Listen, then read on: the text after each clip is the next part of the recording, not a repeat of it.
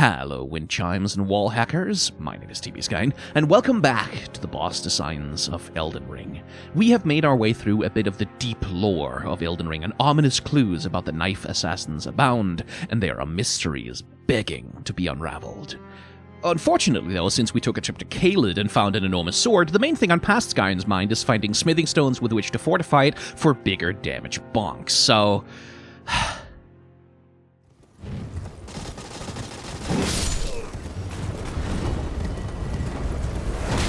Whoa, whoa, whoa, whoa, whoa, whoa, whoa, whoa, what the hell? Siege engines? Okay, quick question. How the f*** are they aiming at us? Mother trebuchets. Really? Alright, listen here, you little shits. Oh, okay. So, okay, we need to find a way to not get pummeled to death by trebuchets.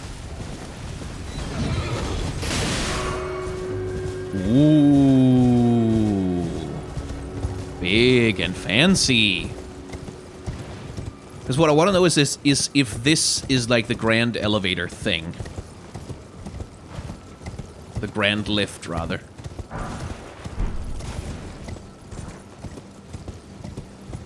Kinda looks like it.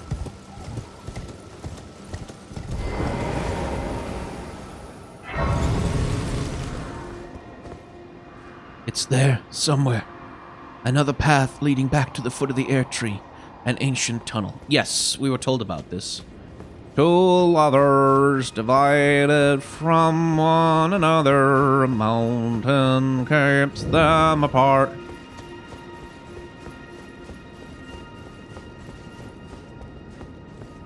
Grand lift, huh?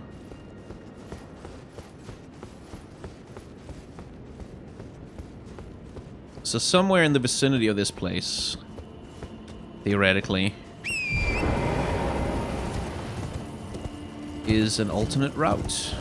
So she said to go to the valley. That must be here.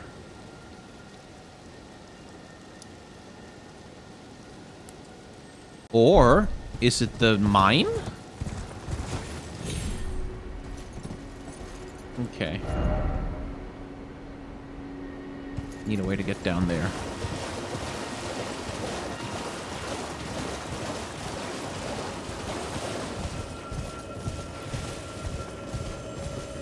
Oh, hey, look what I found.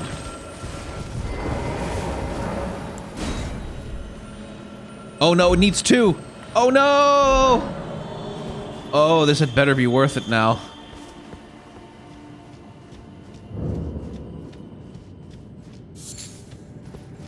This had better be worth it now.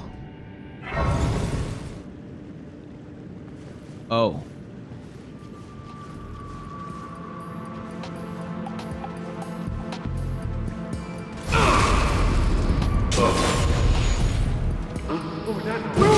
Who's that?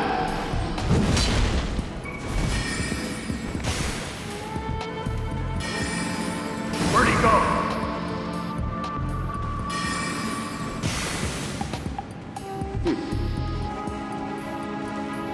Whose footprints are these? You can't see me, I don't exist.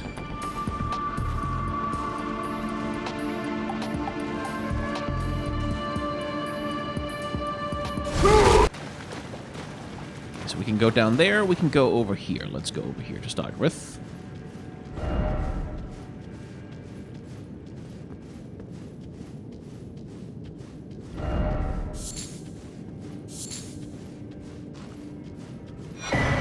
Stone sword key, thank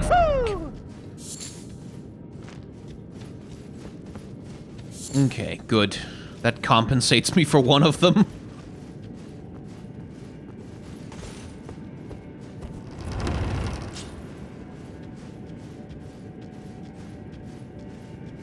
Oh, he looks special.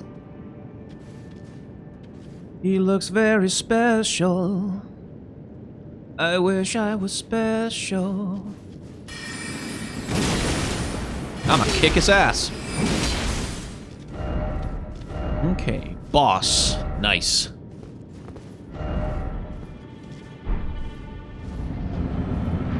Oh no!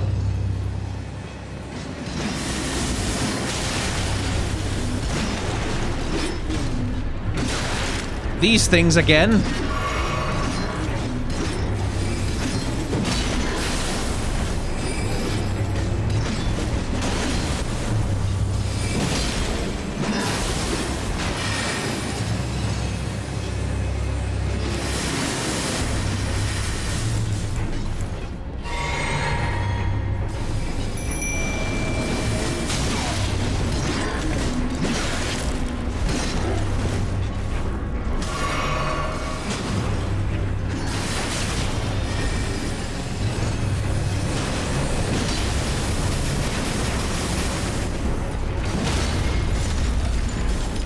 There we go. Cracked him.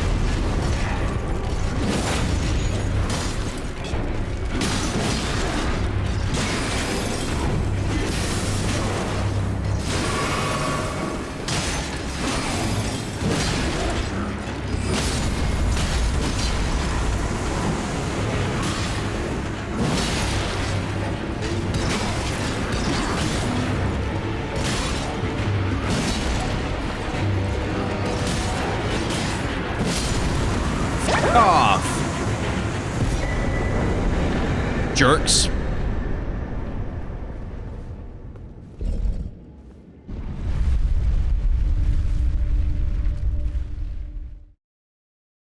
Alright, last time we encountered a Crystallian, I didn't comment on it very much because I didn't really have anything to say, but let's take a quick examination of them now. Zully the Witch has a theory, which I think is entirely correct, that these were taken directly from the fighting fantasy series of role-playing books, and yeah, it's pretty hard to deny the overlap. The similarities seem too numerous to be mere coincidence, especially when Miyazaki has cited those books as a direct inspiration for his games. And also, it's not like these games are shy about making pop culture references sometimes. Just look at the sword that Past Skyen is currently running around with. As designs, though, the Crystallians are... well, they're golems, basically. Or rather, they occupy that peculiar fantasy archetype niche somewhere at the intersection of the golem, the homunculus, and the robot. It draws from the golem because it is a creature made from inanimate matter given life. It draws from the homunculus because it is implied to be an attempt to create life in circumvention of nature, rather than in the golem's case where you're creating life with God's blessing. And it's a robot because the result of this creation process is a perfectly upright automaton, flawlessly executing its purpose and commands with a mechanical single-mindedness. In this way, they feel like an extension of a theme that seems to run through all of Glintstone sorcery. It's marionettes, puppets, stone masks, graven idols. Glintstone sorcery seems to constantly hit upon ideas of creating bespoke and artificial bodies. There seems to be a drive contained within that art that pushes people to want to abandon their flesh in various ways, or even transcend it. Renala plays into this too, with her fixation on birth and rebirth changing the body to more desirable forms through iteration. There's a transhumanist element here, a kind of mix of the Frankensteinian idea of creating life from dead matter and mad science tropes about divorcing the mind from the body entirely. And this, of course, dovetails with other themes in Elden Ring, whether by grafting or dragon communion, which will very much come up later in this episode, or by the ways that the Golden Order politicizes the purity of the flesh and tries to define what that purity even means, especially in relation to things like the misbegotten or the omens. The game keeps raising questions about the meaning of the body.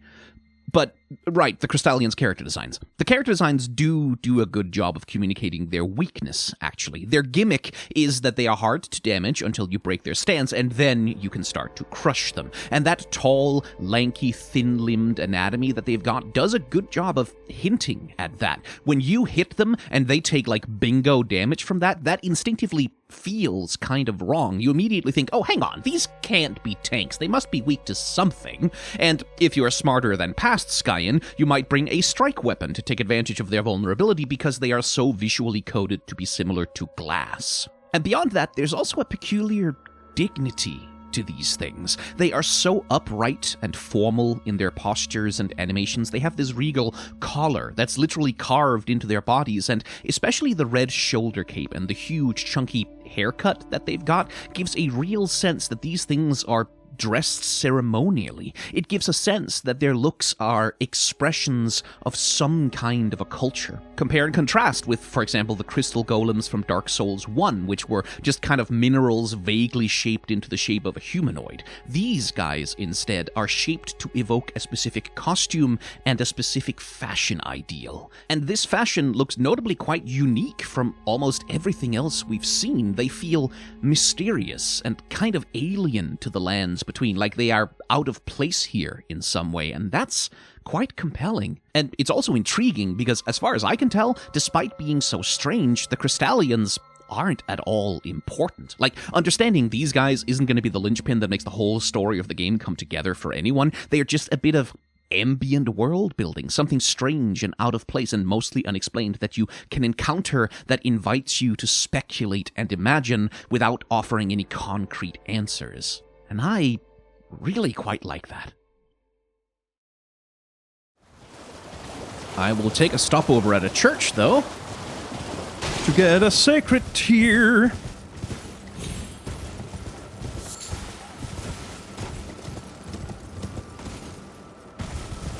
What a place to build one. Oh, not a church. Puzzle. Seek 3 wise beasts. Turtles again?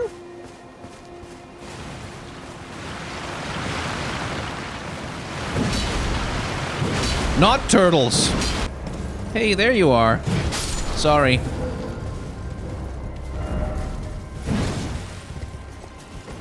Oh.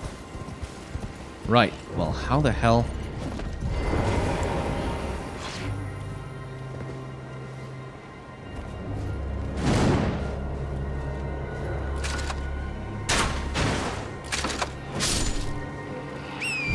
Sorry, buddy.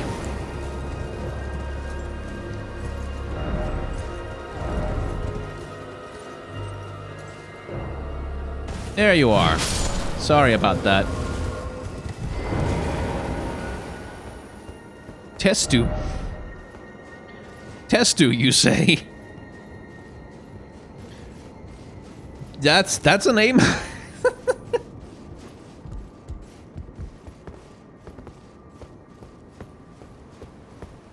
Testosterone.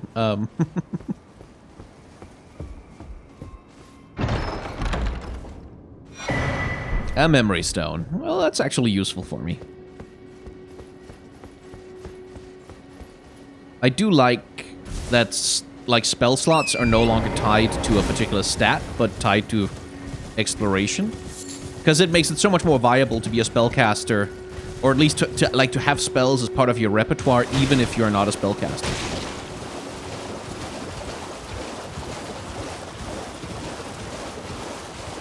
Man, but this is a very pretty game.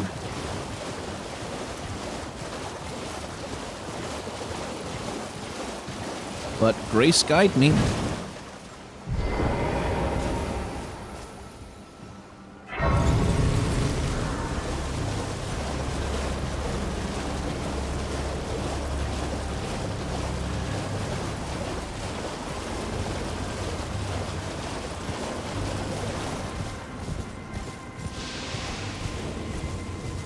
Anything interesting up here?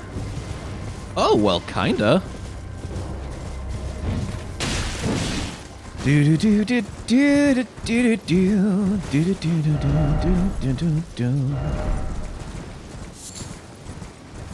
lot of messages around there. Oh, it's from people trying to jump up there. I see. I get it. That is suffering.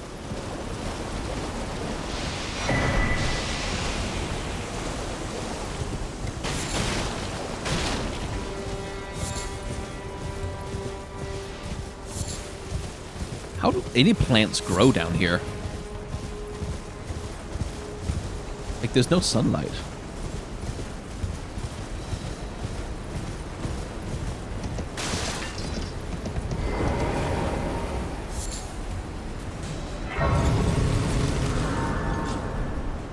Let's see. Any NPCs around here?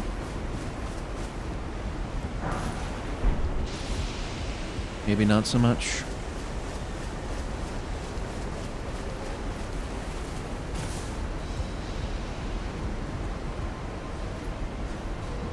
the darkness and silence through the night.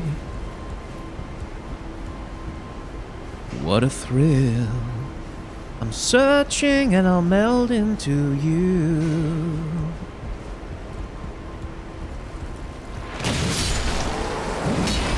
How is there a land octopus up here? What a fear in my heart, but you're so supreme. I'd give my life. Okay.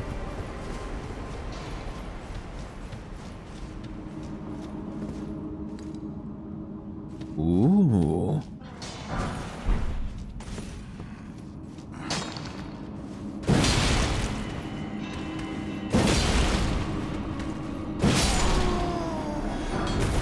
Smithing stones! Not for honor, but for you.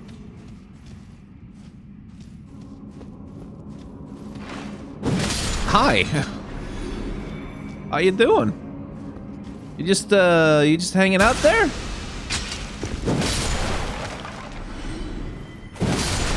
Putting down traps? Being a little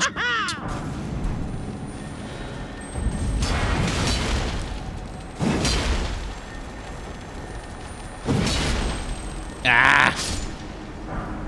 Oh well, got the smithing stone. There's the grace.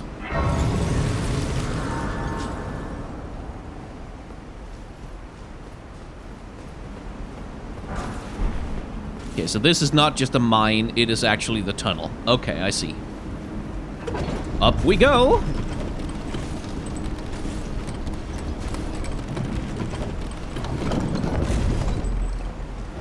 Beware of the enemy, therefore look carefully required ahead. Yes. Yeah, I see it. What a fear in my heart, but you're so supreme.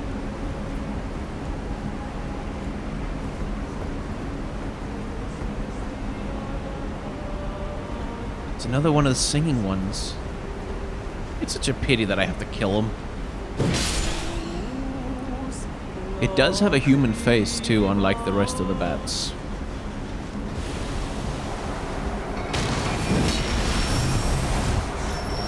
Oh, son of a... It's a poison bat!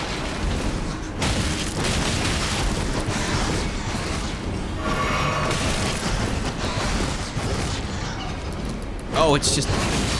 all of them.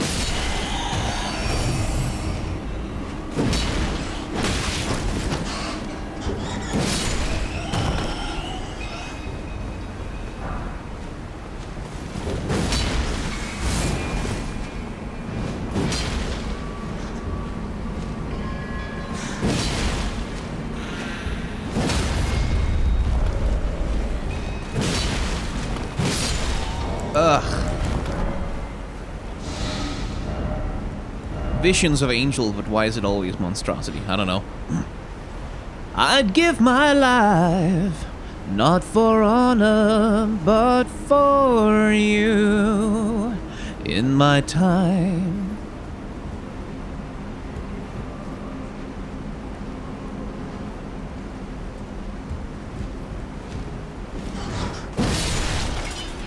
Nope.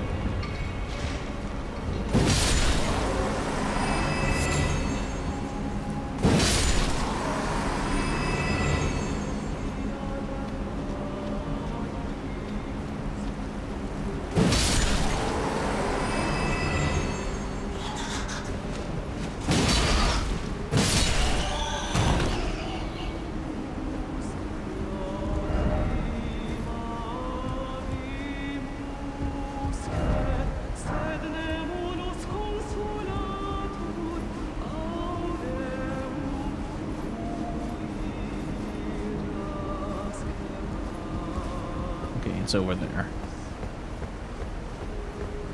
Maybe I don't have to go past it.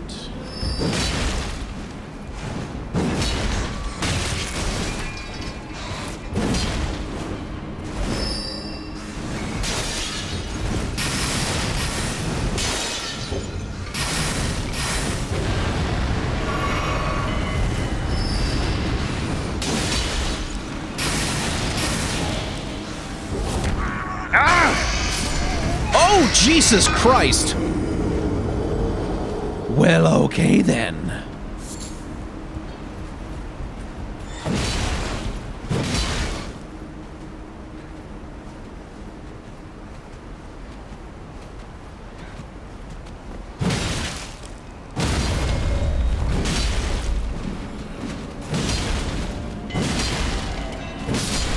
There we go.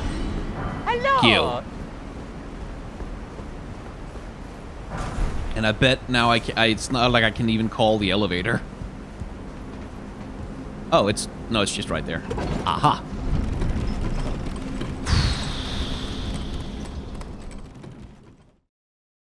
Okay, let's just have a chat about those singing bat ladies for a second, or the chanting winged dames, which seems to be their official name. There's a translation of their song created by, I believe, YouTuber Antonius Tertius, which translates the song as, "Alas, that land once blessed now has diminished. We, destined to be mothers, now become tarnished. We have lamented and we have shed tears, but no one consoles us. Golden One, at whom were you angry?" Now, there's a bunch of interesting stuff in there. The mention of a golden one, for example, is interesting because the only character in the story with that epithet is Godwyn the Golden. So, are they referencing his death as the cause of their suffering? It's also notable that they refer to themselves here as tarnished, although it's not 100% clear to me whether they're referring to themselves as tarnished in the proper noun version of the term, or just tarnished in the sense of having been dirtied by something. They call themselves destined mothers, but it also sounds like the capacity for motherhood is now lost to them somehow, which maybe that implies that they were transformed? Once upon a time, these creatures might have been fully human, but then something or someone cursed them to become monstrous and robbed them of their ability to mother children? That's certainly a plausible kind of story for Elden Ring. It's not like there's a lack of tragic, cursed creatures in this game, and it does kind of square with their character designs because these creatures wear clothes, and much like we talked about with the Crystallians, clothes imply fashion, implies culture. And it's not just torn rags that they're dressed in, but decorative clothes, clearly deriving from some kind of aesthetic tradition. One of them wears braided ribbons in her hair, as well as a hairnet and strings of beads and amulets and knickknacks around her waist, and even a ring on one of her toes. The other variant wears what kind of looks almost like a mitre to me, actually, or some kind of ceremonial headwear, and she's got expensive jewelry, elaborate and impractical. Now, whether this indicates a religious function, which would square with the lament being sung in Latin, that's a very sort of Catholic-coded sort of thing, or whether it's just that these creatures have social classes, it all indicates culture and consciousness, which speaks to the idea that these are tragic creatures, creatures that have fallen from some kind of state of grace. The other possibility, though, is that these creatures are lying. My immediate thought, seeing a chanted winged dame singing, is, oh, that's a siren, as in a Greek mythology Odysseus tied to the massed beeswax in your ears kind of a siren. Nowadays, sirens and mermaids get conflated a lot, but once upon a time, the typical description of a siren was a bird with the head of a woman. Now, these creatures are bats, but it's really the same principle. And, if we interpret them that way, perhaps rather than a heartfelt lament for a past that is long gone, their song is just a lure to draw their prey towards them. Which it does, by the way. If you hear someone sing a beautiful morning song in Elden Ring, you're gonna go investigate where it's coming from. The lamentful lyrics of the song thus don't express the grief of these creatures, but the grief of the audience they want to attract. It expresses the grief of the tarnished, and that is how they hunt, with songs that tug at our heartstrings and naked manipulation. Now, I have no idea which interpretation is more correct. There isn't really a lot of evidence to go on with these creatures, but to me, the visual reference to sirens seems pretty intentional, and the cruelty of using the sorrow of the tarnished as a lure for hunting them, that feels like a very Elden Ring sort of idea to me. Sorry to interrupt you, Future Skyne, but hello, this is even more Future Skyne with a little bit of an insert, a little bit of a bonus, because after this video hit early access to my patrons, Varia the villain over on the Discord had something very interesting to add about the chanting dames. Specifically, the headdresses that they wear are remarkably similar to the kokoshnik, a type of headgear connected with the Orthodox Church, which is usually worn with the exact same kind of hairnet that the dames also wear. Varia further points out that in Slavic mythology, a version of the sirens exists called Siren and her counterpart Alkonost, which, like the siren, are birds with the head of a woman renowned for singing hauntingly beautiful songs that prey on people's souls. Apparently, for the Apple Feast of the Savior, or the Feast of Transfiguration, depending on the tradition of Christianity you're looking into, Siren specifically is said to sing sad and mournful laments as part of her mythological portfolio. Now, Slavic folklore and mythology is not my wheelhouse, it's not what I'm most familiar with, but looking at descriptions and depictions of the Siren and Alkonost along with pictures of kokoshnik headwear, honestly, I would be surprised if this is not the direct inspiration for these creatures. So thank you very much to Varia for bringing this up, and I will be trying to keep the Slavic angle in mind on the game going forwards, because I strongly doubt this is the only place that that's going to show up. A grace. A grace, a grace, a grace. Good. Now, was there somewhere else I could go? Yes. Oh, that's where they're coming. Well, how the hell did she get here? How did the big one get there? Okay. So they're just defending a couple of items, right? Yeah, this thing. And the Serpent God's curved sword is just hanging out here. Okay, well, bad times for the Serpent God, I guess.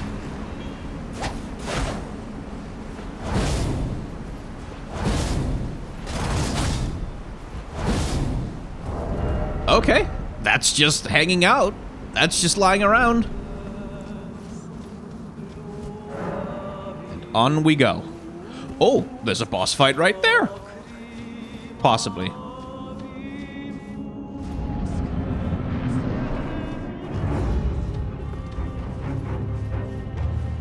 Okay. No, this is definitely a boss fight, but against what? Oh. Oh no.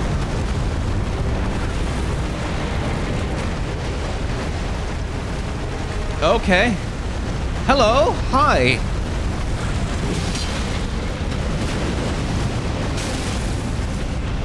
Oh god, it's Lawrence all over again.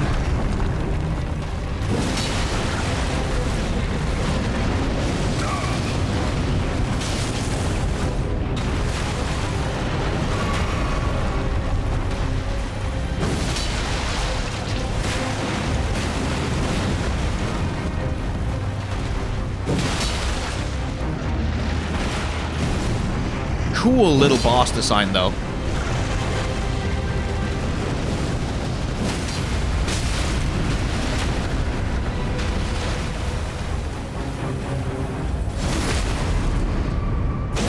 Right in the eye!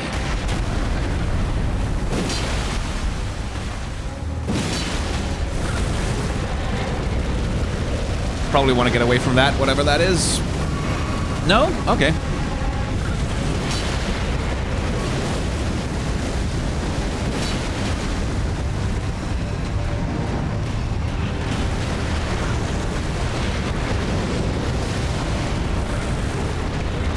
Whoa!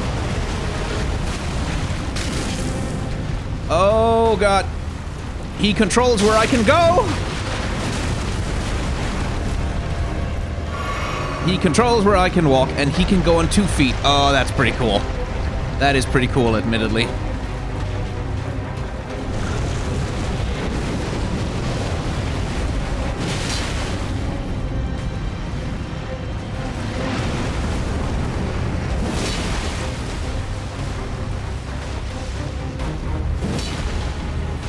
Can you just kind of circle him like this? Well, yeah, you just have to dodge the actual thing he does.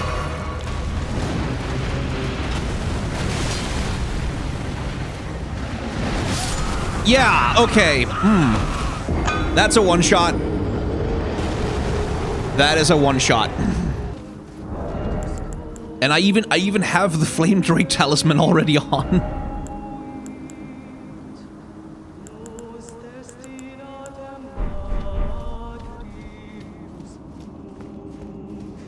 But okay.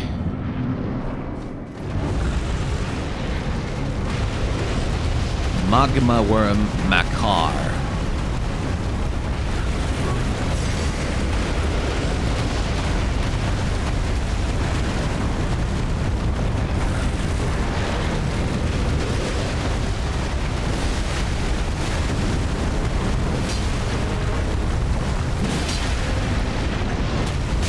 Oh, okay, that's a round sweep. Fair enough.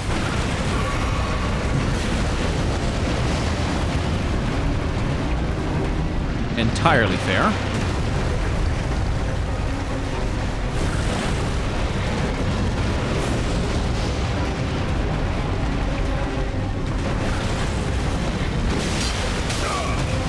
What? Oh, it's a charge attack. I see.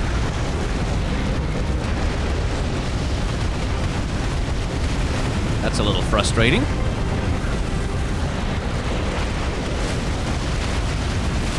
Yeah.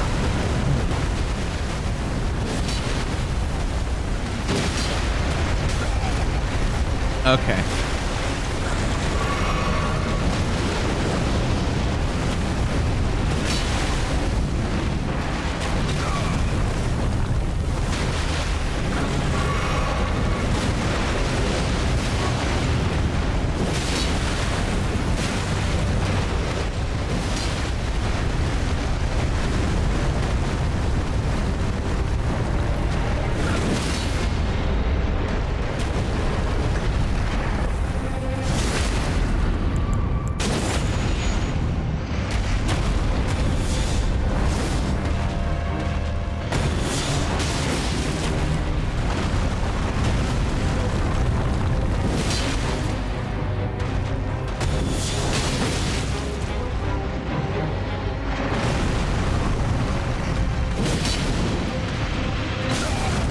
Okay.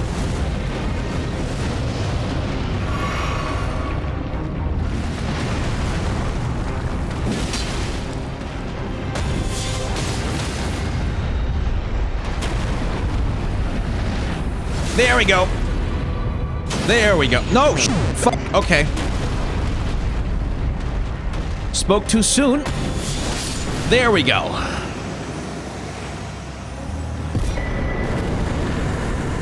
Whew. Magma Wyrm, Scale Sword, and a Dragon Heart. Oh, that needs faith to work. Interesting. Curved greatsword wielded by magma worms. The shape resembles a dragon's jaw and is covered in hard scales. It is said these land-bound dragons were once human heroes who partook in dragon communion. A grave transgression for which they were cursed to crawl upon the earth on their bellies, shadows of their former selves. Much like the snake cursed to crawl on its belly for the rest of days for its transgressions. Interesting.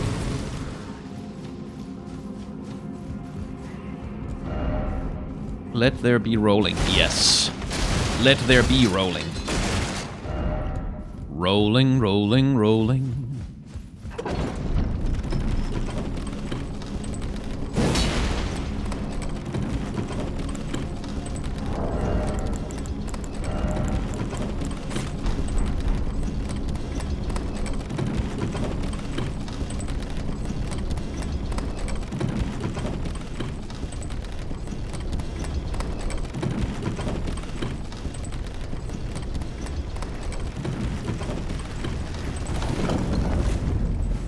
The Altus Plateau.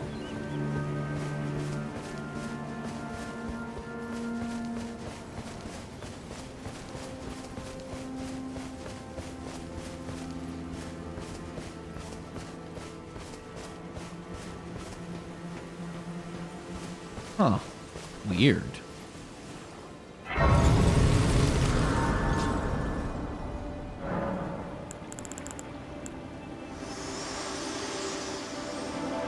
The Erd Tree is close. Only a little further till the foot of the Erd Tree. And the accord is fulfilled. It takes me back. I was born at the foot of the Erd Tree, where Mother gave me my purpose. Though now, everything is lost to me.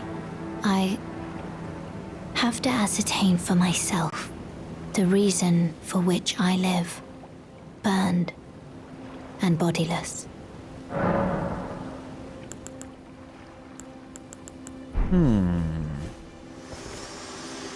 Burned and bodiless, huh? So these are all the wagons that have been sort of trailing across the place with treasure chests on them. These don't seem to have treasure chests, though. They do have whatever the hell that is.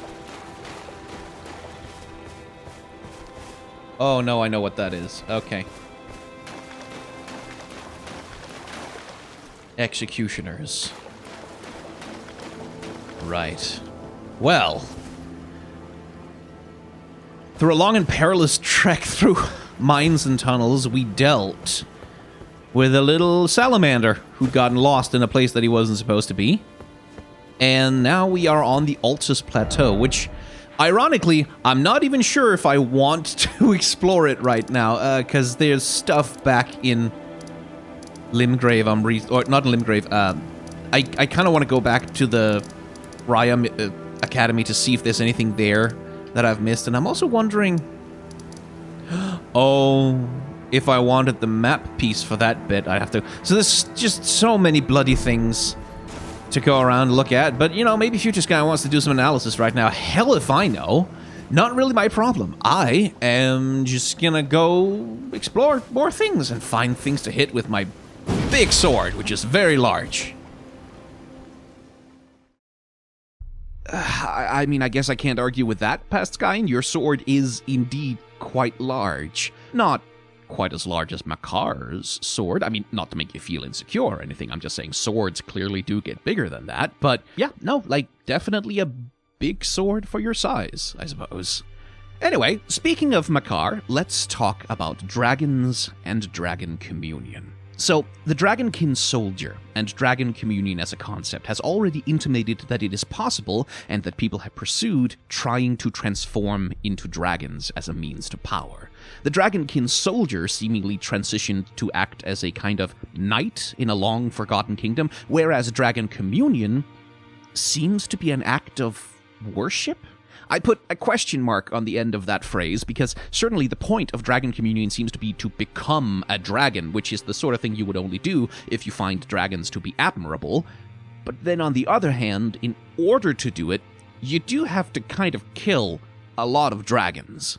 This may go some way towards explaining why Dragon Communion is clearly understood as a kind of horrible taboo. It is a transgression for which they are cursed to crawl the earth upon their bellies, shadows of their former selves. As Pastskine pointed out, this seems to be reflecting or riffing pretty directly on Jewish, and by extension Christian and Islamic, mythology, specifically the temptation of Adam and Eve by the serpent in the Garden of Eden. Now, most of you probably know the story, but let's just rehash it. God makes Adam and Eve, and then he instructs them, "You may eat freely of every tree in the garden, but of the tree of knowledge of good and evil you shall not eat, for in the day that you eat of it, you shall die." Then the serpent comes along and says to Eve, "You will not die, for God knows that when you eat of it, your eyes will be opened and you will be like God, knowing good and evil." And the serpent turns out to be telling the truth there, because both Adam and Eve eat from the tree, and they do not die. And God confirms the serpent's words further when he banishes the humans, saying, "See, the humans have become like one of us." And one of us here is the divine council. God is not the only deity in the Hebrew Bible. But anyway, they have become like one of us, knowing good and evil. And now they might reach out their hands and take also from the tree of life and eat forever. Therefore the Lord God sent them forth from the Garden of Eden to till the ground from which they were taken. He drove out the humans, and at the east gate of the Garden of Eden he placed the cherubim and a sword flaming and turning to guard the way to the tree of life. Now, there's a lot of ways to interpret the stories of Genesis, but it seems pretty clear to me that 1, God was lying about the consequences of eating from the tree, and 2, that he was lying because he felt that humans eating from the tree would make them a threat to the power of the divine. They would know too much, and if they became immortal on top of that, well, that was going to be a problem.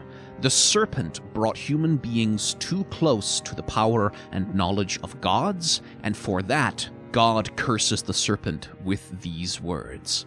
Because you have done this, cursed are you among all animals, and among all wild creatures. Upon your belly you shall go, and dust you shall eat all the days of your life.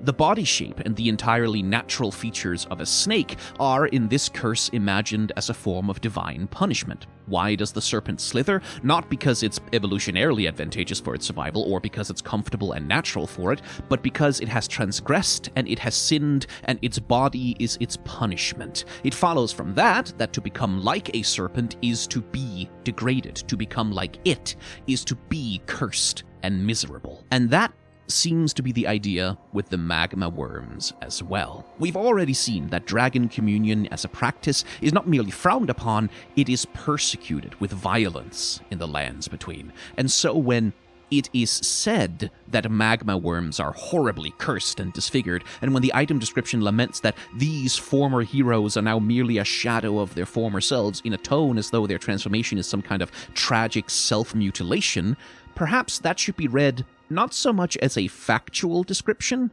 as it is a cultural judgment being imposed upon them. Because here's the thing, the item description is quite objectively speaking lying. It says they were cursed to crawl the earth upon their bellies, but I don't know, man, seems to me like Makar can stand up pretty easily if he wants to. The fight itself makes it clear that he's crawling on his belly because, like a snake slithering on the ground, this is just comfortable and natural to him, and he doesn't stand up unless he has to, like, for example, if some absolute size queen crazy madman with a half-ton slab of steel runs into his bedroom out of nowhere. So why then this need to frame dragon transformation as something horrible and poisonous? Well, dragon transformation is clearly a source of power, and all hegemonies seek to establish monopoly on power. If it is the Golden Order going around destroying the churches of Dragon Communion, which is an assumption, but it feels like a safe one, then the likely reason to do that is that the Communion is a threat to their power. As we've talked about, one way that the Golden Order seems to seek to control the world is by controlling the definitions of what constitutes a pure and acceptable body. The misbegotten, the demi-humans, the omens, all of these groups of people are exploited and abused because the Golden Order defines them as lesser and their bodies as impure. The problem, of course, is that if you are a bloody great Magma Wyrm with the soul of a veteran combat hero inside of it, all of a sudden it becomes a lot harder to oppress you on a social level. So if the people of the lands between were to just go around obtaining heart replacement therapy willy-nilly, if they just go around transitioning into dragons whenever they want, then that threatens the Golden Order's monopoly on control over the bodies of its subjects. And so, the transformation must be rationalized as something that is ontologically impure, ugly, degenerate, something that no right-thinking person could possibly desire. And you know what? Good job to From Software with the character design of Makar here, because yeah, the first time you encounter him, he is pretty scary. As you enter his arena, he's hidden behind a pillar, as though an ambush, and by the time you actually see him, odds are pretty good that he will be charging at you with lava spilling from his jaws, which all makes for a less than charming first impression. But if you pay attention to him for a while longer, really he's not that much more monstrous than, say, a crocodile or an alligator. He just kind of looks like an animal. He is somewhat anthropomorphic, but he's frankly much less visibly monstrous than the Dragonkin soldier, with its layered double jaws and black empty eye sockets and bone-like exoskeleton. Makar also isn't a shambling, hollow, rotted corpse, wildly flailing and running on autopilot. He looks ultimately pretty whole and healthy for what he is. His animation and his behavior demonstrates intelligence and will, and taken as a whole, inside of these caves and in a fantasy world like Elden Ring, Makar looks both natural and like he belongs where he is. So it kind of seems to me that, like the serpent in the garden, Makar acted against taboos until his power threatened the gods, who in retaliation named his body an abomination to shame and frighten others away from pursuing a similar transition or braving the same kind of defiance. Which isn't to say that, oh, dragon communion is the path of righteousness or whatever, because you do have to kill kind of a lot of dragons to pursue it, and that's clearly not a morally neutral act. It's just that this construction of the Magma Wyrms as debased, horrifying monstrosities seems to me like it comes less from any transgression that the dragon communionists have actually committed, and more from the political need to marginalize them as a threat to the Golden Order. From a design perspective, this isn't an abject, malformed monster, it's just a flat lizard. And to be honest, is killing dragons to eat their hearts that much more monstrous than subjugating a country so you can eat their corpses? Is the Erd Tree really in a position to call Makar the abomination? It seems to me that this is less a conflict over the ethics of consumption, and more a disagreement over who gets to sit at the table and who gets put on the menu. And that's a short episode of the Boss Designs. Actually, no, you know what? I don't know how long this is going to be. I'm writing this before I finish editing it. This thing could still be over an hour long for all I know. A shorter episode, maybe. Certainly shorter than the next one is going to be now that I'm looking at it. Anyway, I've talked previously about how my ADHD, one of the features of it is that it makes me overcommit to a bunch of projects that I get excited about, even though, objectively speaking, maybe I don't actually have time to put all of my work into all of them. That's happened a bit recently. I have adopted a new cat recently, and that's been demanding a lot of my attention, but I also recently became a superhero. In a tabletop game, to be specific. I am in Power Play, which is an actual play tabletop show run by the DN Dorks, with a group including Sir Superhero, Nathan Apollo, Mike Funnyboy, and Pirate Princess Jess, all of whom you may know if you spend a bunch of time on TikTok. Power Play is a show about superheroes, where I, Mike, Nathan, and Jess all play young superheroes who have only just gotten their powers, who get recruited by a mysterious TV show host called Network to feature on his superhero news show. He lets us know when the villains attack, and in return, we let him film our hero work with his drones for the show. I play a character called Tom, or Umbra, a transfer student college kid who has the power to control shadows. Although now that I have that power, I'm finding also that my own shadow kind of seems to have a mind of its own, almost. And if I stay still for too long, or if I sink too deep into the shadows myself, it's almost like there's something down there watching me. But nah, that's probably just my imagination playing tricks on me. Don't worry about it. Everything's gonna be cool. I'm gonna be a superhero, I'm gonna make friends, and everything is just gonna be fun. Power Play is run in the tabletop system Masks, which is powered by the Apocalypse. Basically, what that means is that this is very heavily role-play based. There's not going to be a whole ton of waiting for people to roll dice and calculate damage numbers or reading through the lists of spell effects. It's very focused on roleplay and storytelling, and I have got, frankly, a great group to roleplay together with. This is, in fact, some of the best roleplay that I have ever been a part of, so I would love for all of you to check it out on the DN Dorks YouTube channel. There's a link in the description and in the pinned comment. New episodes will go up every week, and I can promise you it's gonna be a wild goddamn ride. Our characters are about to go through some... Well, actually, no, you know what? Everything's gonna be fine. Everything's gonna be fun. Just like I said, nothing bad is gonna happen. Tom is gonna have a good time, and he's not gonna be traumatized by the end. Please go watch the show. I'm having so much fun with this. While we're on the self-promotion, as usual, you can support the channel on Patreon and Ko-fi if you want to, and I would greatly appreciate it, but if you have any spare money lying around right now, instead of spending it on me, maybe send it along to Doctors Without Borders or the Palestinian Children's Relief Fund. I'm doing okay, my rent is paid, and your money will do more good with them. In fact, if you send it to me, I'll probably just pass it on to those groups anyway, so you can cut out the middleman and get the charity tax break for yourself instead. Anyway, next episode is going to be an interesting one, and for a couple of reasons. First of all, well, because a bunch of lore is going to drop, and I'm going to encounter some interesting NPCs, and I'm kind of excited to talk about that. But also, it's the last episode that I'm going to be making from the footage that I recorded right after the game originally launched, which means I'm going to need to record more footage soon, which means that I'm going to get to play Elden Ring again. That's going to be happening on stream. Please keep a lookout for that, because I would love for all of you to come along. But in the meantime, thank you very much for your time and your attention. Remember to be kind to each other, have solidarity with those who are struggling, and may the tides of history wash gently over us all.